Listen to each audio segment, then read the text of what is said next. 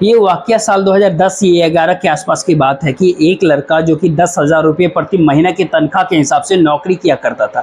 लेकिन जिसके यहाँ वो लड़का नौकरी करता था, उसका जो कैश होता था, उसके यहाँ जो रुपया होता था, बहुत मात्रा में जो रुपया होता था, उसको जमा करने के लिए वो लड़का बैंक जाया करता था। जब लड़का का बैंक आना जाना लगा रहता था तो कैश काउंटर पे एक लड़की बैठती थी। उस लड़की को देख करके लगता था कि इस लड़के के पास कितना सारा पैसा है। यानी यहाँ से बातचीत का सिलसिला दोनों के बीच शुरू होता है। एक दिन लड़की ने उस बातचीत की और उस बातचीत का सिलसिला जब शुरू होता है तो दोनों के बीच में दोस्ती हो जाती है। दोस्ती के बाद दोनों के बीच में प्यार हो जाता है और प्यार की कहानी खुद होती है। तो महज 7 दिन ही हुए थे कि अभी बातचीत का सिलसिला शुरू ही हुआ था और 7वें दिन ही वो लड़की अपना सब कुछ यानी सोना चांदी आभूषण जो भी घर में सामान रखा था उसको लेकर के और उस लड़के के पास आ जाती है कि मैं अपना सब कुछ छोड़ छाड़ करके अब तुम्हारे लिए तुम्हारे पास आ गए। लेकिन लड़का कहता है कि देखो तुम मेरे लिए आ जाओ, लेकिन तुम जो घर से सामान लेकर के आए हो, सोना चांदी जेवरात वगैरह, इसको वापस घर रख करके आओ, उसके बाद फिर हम रहते हैं। इस लड़के की उस दिन किस्मत शायद बदलने वाली थी और वाकई किस्मत बदल भी जाती है। उस लड़की से वो शादी कर लेता है।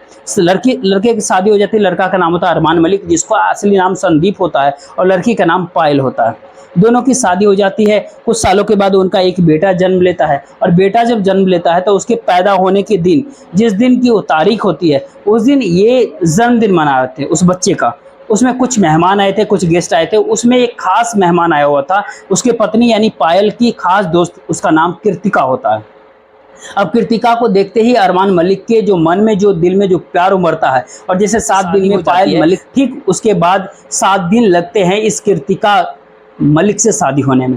अब एक व्यक्ति की 2 बीवी, 2 पत्नियां, 2 पत्नियों का मामला कुछ ऐसा होता है कि कहते हैं हिंदू रीति रिवाज के हिसाब से कोई व्यक्ति, एक आदमी 2 शादी नहीं कर सकता। लेकिन अरमान मलिक, जिसका नाम संदीप होता है, खुद एक इंटरव्यू के दौरान कहता है वो जाट कम्युनिटी से बिलोंग करता है। अब जाट होते हुए भी एक हिंदू यानी सनातन धर्म को शादियां कैसे कर सकता है, इस पर काफ़ी सारा बवाल होता है, काफ़ी सारी चर्चाएं भी होती हैं। लेकिन अब फिलहाल वो फिर से कंट्रोवर्सी में फंस जाते हैं और 2019 का एक मामला होता है। इस अरमान मलिक ने अपने नौकरानी के साथ रेप किया था और बस यही कहानी है। इसी कहानी के माध्यम से इस कहानी को पूरी तफदील से जानने की प्रयास करेंगे। आखिर वो दोनों शादी कैसे हुई, आखिर उस लड़की के साथ बलात्कार अरमान मलिक किया था या नहीं किया था, क्या मामला है, इसमें तफदील से जानने की प्रयास करते हैं।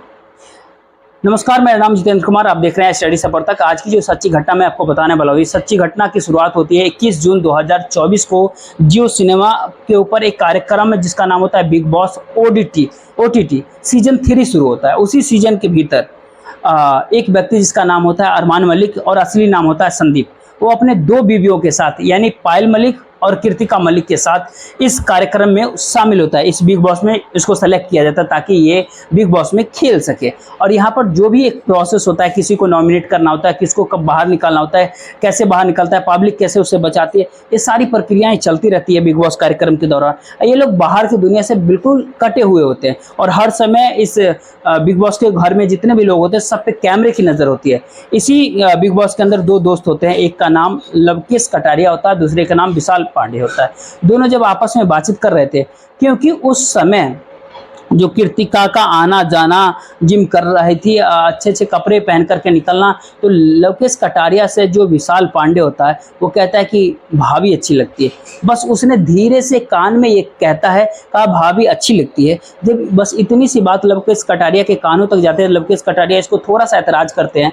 लेकिन जैसे ही लवकेश कटारिया ने इस बात को सुना था अपने कानों से, लेकिन कैमरे सुन भी रहे थे और कैमरे देख भी रहे थे, वो वहाँ पर पूरी तरीके से रिकॉर्ड हो जाता है वो बात। अब लवकेश कटारिया के पेट में दर्द होने लगता है कि इस बात को बता देना चाहिए और ये बात पहुंच जाती है अरमान मलिक के पास। अरमान मलिक के पास जब ये बात पहुंचती है तो इसका रूप थोड़ा बदल जाता है और जैसे ही ये रूप बदलता है अरमान मलिक को काफ़ी गुस्सा आने लगता है, क्योंकि उसकी बीवी के ऊपर कमेंट किया गया था। उसको लगा कि मेरी बीवी के ऊपर यानी कृतिका के ऊपर उसने कमेंट किया है, इसलिए उसने बहुत ज़्यादा उसकी बेइज्जती हो गई और वो मतलब नारी का सम्मान नहीं हो रहा है बिग बॉस के अंदर, कार्यक्रम के अंदर। तो अरमान मलिक को इतना गुस्सा आता है कि वो अपने गुस्से को शांत ही नहीं कर पाता। वैसे तो विशाल पांडे को बुरा भला कहते हैं, गाली गलौज तक नौबत आती है और जब बात गाली गलौज की नौबत तक आती है तो बस वो पास में जाता है और उसको जोरदार का एक थप्पड़ लगा देता है।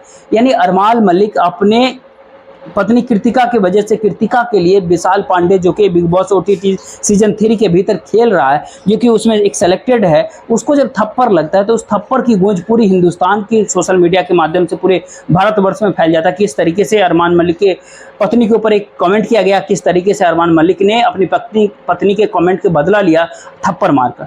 और इस बिग बॉस ने जो अपने कैमरे में जो कैद किया था, ये मामला को कैद किया हुआ जो है, वो इस चीज़ जब सामने आती है तो उससे ये पता चलता है कि विशाल पांडे का जो कहने का मतलब था वो उस तरीके से नहीं था जिस तरीके से अरमान मलिक ने समझा।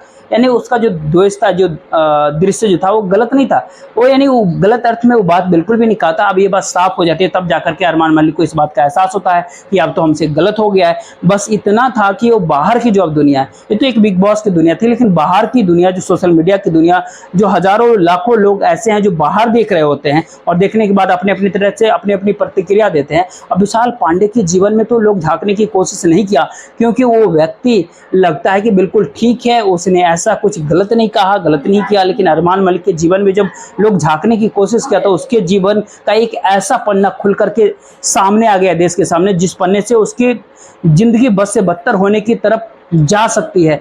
दरअसल ये कहानी की शुरुआत होती है एक 11 साल की लड़की से। 11 साल की लड़की ने एक पुलिस को तहरीर दिया था कि 7 जून 2019 को दिल्ली का एक थाना लगता है निहाल बिहार करके, निहाल बिहार में तहरीर दी जाती है। उसमें कहा जाता है कि 3 भाई उसके अलग रहने लगते हैं, वो माँ और छोटे भाई के साथ रहती है।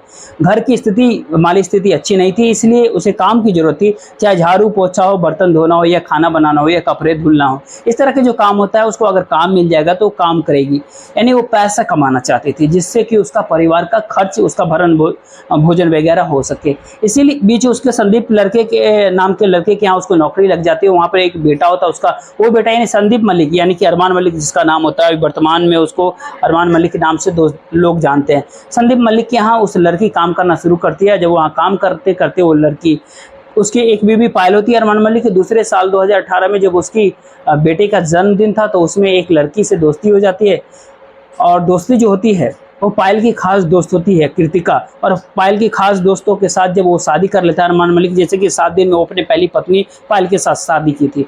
कुल मिलाकर के यहाँ पर बात करें तो ये जो पूरा परिवार रहता है, एक व्यक्ति होता है जिसके 2 बीवी होती है, एक बेटा होता है और एक चीकू होता है। उस चीकू की देखभाल के लिए, साफ सफाई के लिए 11 साल की नौकरानी रहती है। एक समय ऐसा आता है, दिसंबर 2018 का एक घटना होती है। परिवार के ज़्यादातर लोग अहमदाबाद गए हुए थे, और जब अहमदाबाद वो लोग गए हुए थे तो यहाँ पर जो है अरमान मलिक अपने घर पे ही रह जाते हैं। ये मीडिया रिपोर्ट के अनुसार है। जब अरमान मलिक अपने घर पे रहते हैं, जो एक सोशल मीडिया पे एक एफआईआर की कॉपी वायरल होती है, उस एफआईआर के भीतर भी इस चीज़ का हवाला दिया जाता है। अब यहाँ पर जो एक लड़की होती है, जो नौकरानी होती है, जो घर पे रहती है, जिसको अरमान मलिक के घर पे ही होते हैं, इसी बीच में उनको एक इंजेक्शन लगाया जाता है जिसमें कहा जाता है कि ड्रग्स का इंजेक्शन था। जब उस लड़की को नशा हो जाता है तो उस लड़की का रेप कर बैठते हैं। अब ये लड़की बहुत ज़्यादा डर जाती है, सहम जाती है, क्योंकि इसके साथ 1-2 बार मारपीट भी हुई थी। यानी इससे ज़्यादा भी इस तरह की बातें होती सोशल मीडिया के ऊपर जो वायरल हो रही है उसके आधार पर हम बता रहे हैं।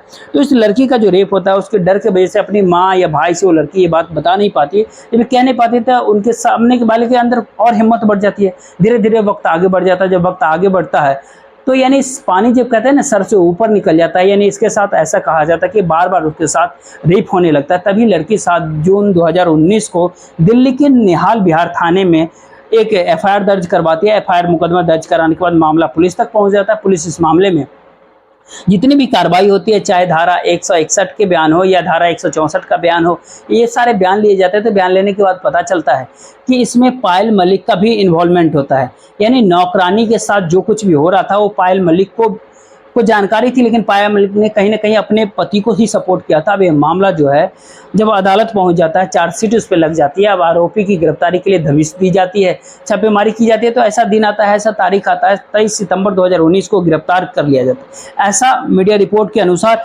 जो हम मीडिया रिपोर्ट सोशल मीडिया के माध्यम से जो सर्च किया, तो अरमान मलिक करीब 14 महीने तक जेल में रहते हैं। फिर जमानत के लिए अप्लाई करते हैं, आवेदन करते हैं, उनको अरमान मलिक को जमानत मिल जाती है कोर्ट से।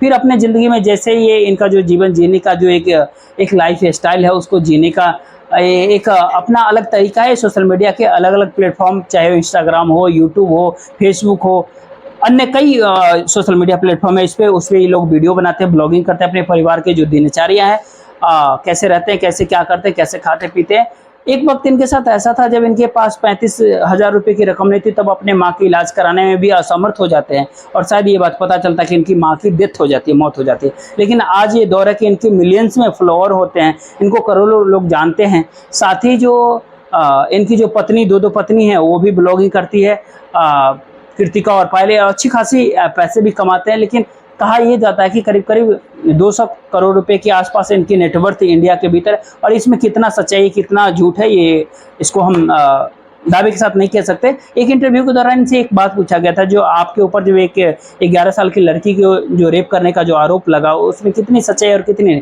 तब ये कहते हैं मुझे पूरा कानून पर भरोसा है, जो एफआईआर हुआ है मेरे खिलाफ ये एफआईआर गलत हुई है और कानून पर पूरा भरोसा है, कानून अपना काम करेगा और जो दूध का दूध और पानी का पानी हो जाएगा। और जिस दिन भी ये आपकी सारी चीज़ें देश के सामने होगी, तब आप देख लेना कि मैं बिल्कुल पाक साफ हूँ। कुछ इस तरीके से मीडिया रिपोर्ट में कहते हैं।